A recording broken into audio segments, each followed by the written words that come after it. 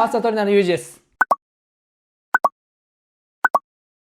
一般的に50歳を超えてきた中年の体の衰える部分、形が崩れてくる部分っていうのが、体脂肪が増えてお腹が出るとか、筋肉が全体的に減ってくるとか、あるいはこのお尻のあたりも少し垂れてくるとかね、そういうこともありますけど、もう一つあるのはこの肩なんですね。肩幅とかこの肩のあり方。これがやっぱり結構下がってしょぼんとなりがちというのはこの50歳以降の中年には起きがちなことではあるわけですね。なので僕がいつも力説しているように、肩をしっかり鍛えていけば、筋トレをやってない世の中の 95% の人よりも格段にかっこよくなるポイントなんですね。それが肩だというわけです。だから肩をしっかりやっていくことが、このお腹をへこますとかと同じぐらい、なんかかっこいいね、いい体ですねっていうふうに言われるポイントなわけですね。なので肩というのはね、すごくね、50歳を超えたら本当に一生懸命やってほしいところなんですけど、このね、肩というかね、全体的なこれやっぱりイメージとして肩幅なわけですね。この肩幅がやっぱりあると T シャツを着てもスーツを着てもかっこよく見えるわけですね。僕自身もね、あんまり肩幅に自信がなかったので、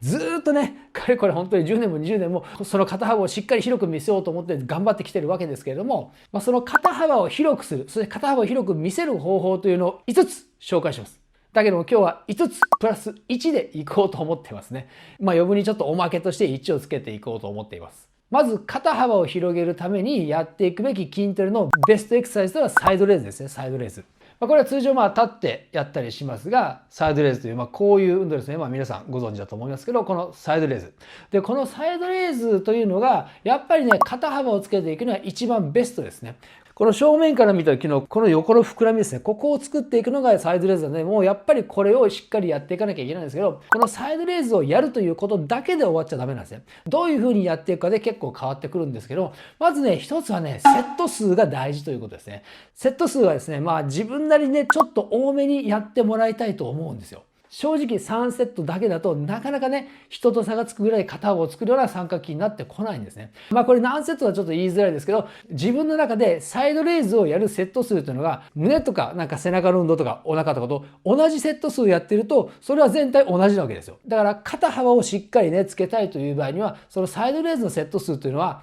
他の部位よりもちょっと多めにやっていく。そんな感じでやっていくのが体が変わっていくセット数だと思いますので、セット数、つまり量が大事になってきますので、ちょっとセット数をね、他の部位と比べてもちょっと多いなっていうぐらいやってみてください。で、もう一つがですね、サイドレーズのやり方なんですね。サイドレーズのやり方というのが、下ろすときメインのサイドレーズでやってほしいということです。通常サイドレーズをね、やっていくときに、いろんな細かいフォームはちょっと今日は別としてやっていくときに、ほとんどの人がまず上げることを中心にやっているんですけども、そうじゃなくて、ここから下ろすときがメインになるようなサイドレーズをやってほしいということです。これどういうことかというと、これはサイドレーズに限らず、このダンベルを上げるときはきついです。下ろすときは基本的に楽です。感覚的には上げる力が10の力を使ってようやく上げたとしても、下ろすときには8ぐらいの力でもこうやって支えられるわけですね。で、逆に言えば、上げるときに10キロ上げられるのであれば、下ろすときは12キロぐらいこうやって支えて下ろすこともできるわけですよ。なので、サイドレーズをやっていくときに、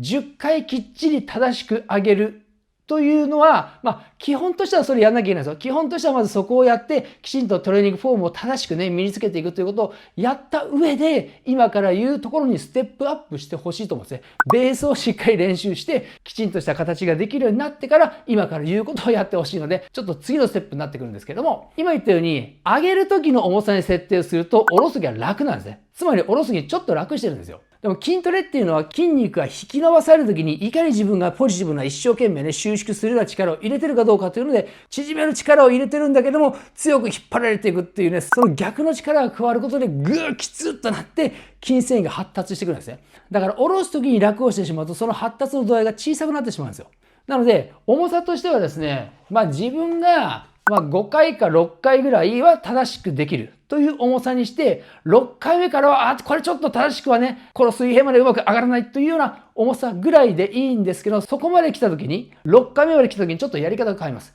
5回目までは正しくやる。で、6回目はもう上がらなくなるから、膝の屈伸をちょっと使って、こっからゆっくり丁寧に、膝の屈伸使って、こっからゆっくり丁寧に、膝の屈伸使ってという感じで、残り5回、こんな感じでチーティングを使っていきます。膝のチーティング。上げていくときに膝でグッと屈伸で上半身を押し上げていく。この時に体が前後するようなこういうチーティングじゃないです。これは腰チーティングね。腰チーティングじゃなくて膝チーティングです。膝でこのまま上半身の角度を変えないままこう上がってる感じなんですよ。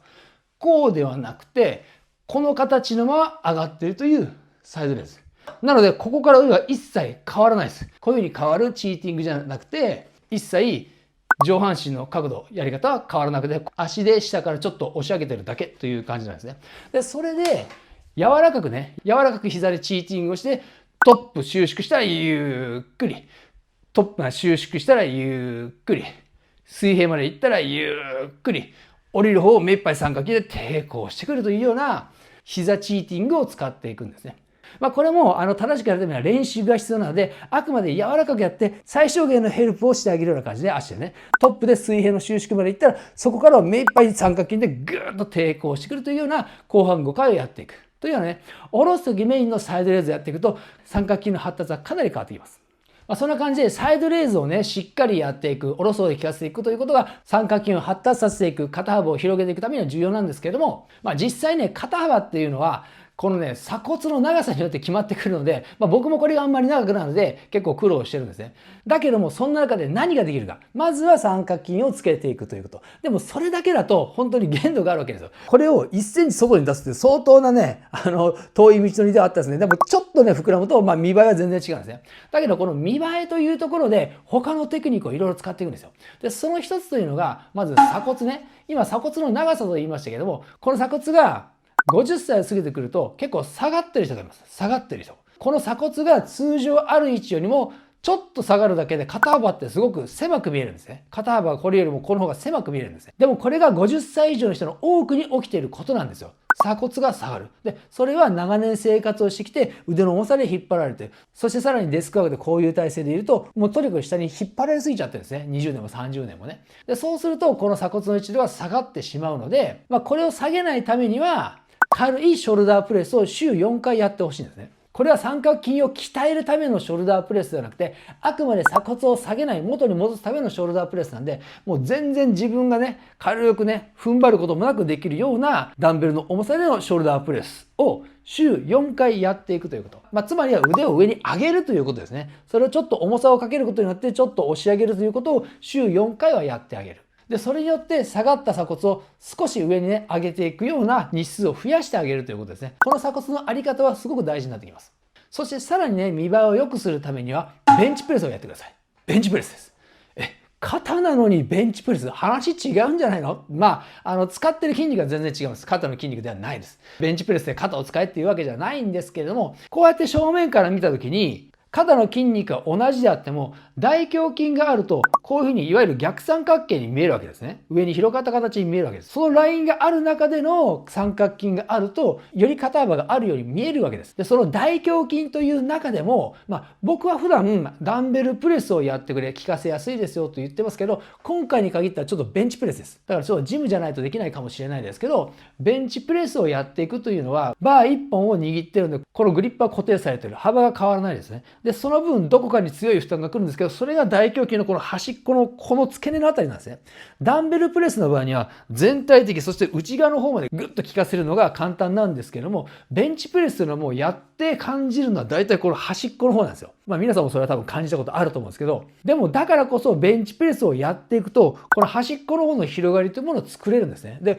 この大胸筋の中でも端の方の広がりがあると、この三角筋につながる広がりになってくるので、大胸筋の中でもベンチプレスをやっていくことが、よりね、肩幅を広く見せることに役立ってくるということなんですね。そしてさらに肩幅を広く見せる演出として演出です。もう演出も大事ですよ。その演出として大事なのが、やっぱりウエストの細さです。ウエストが細ければ、よりさっきの大胸筋も広く見え、肩も広く見える。というもうこの本当に目の錯覚です。目の錯覚も使わなければいけないです。肩幅が同じでもウエストが細ければこっちは広く見えますね。これね、逆を言えば肩をしっかりつければお腹もちょっと細く見えるとも言えるんですけれども、ただやっぱりね、お腹の前肉を取るという努力をした方が、ここの幅とこの幅のギャップができるので、やっぱり広く見えますが、これはね、体脂肪を落とす努力をね、していかなければいけないということですね。